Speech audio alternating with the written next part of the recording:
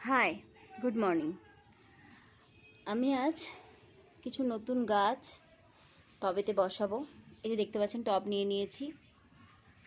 এই যে মাটির এই নোংরাগুলো সব ফেলে দিতে হবে।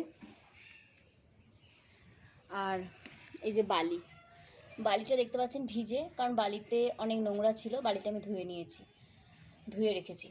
আর প্রত্যেকটা টবের নিচে আমি একটু করে বালি দিয়ে দেবো, তারপর আমি মাটি দেব।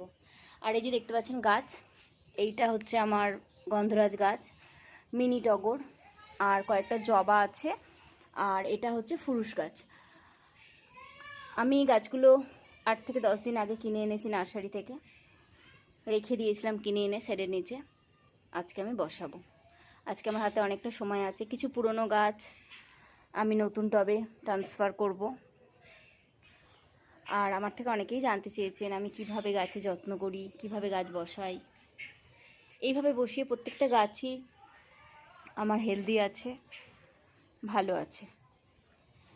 গাছে যাতে জল না জমে সেইভাবে গাছটা বসান। বালিটা দিচ্ছি আমি এই জন্যই, যাতে গাছের টবের নিচে জলটা না জমে যায়। আর প্রত্যেকটা টবের নিচে এইভাবে হোল করে নেবেন, দেখতে পাচ্ছেন আমি করে নিয়েছি।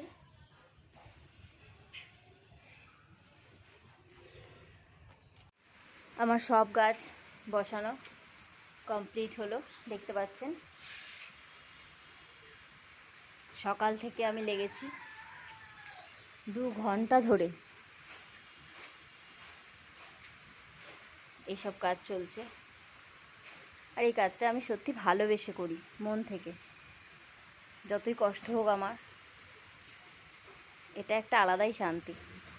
দেখতে পাচ্ছেন প্রত্যেকটা গাছ আমি টবে বসিয়ে দিয়েছি। আর হালকা হালকা বৃষ্টিও শুরু হয়েছে, বৃষ্টির জল পাবে।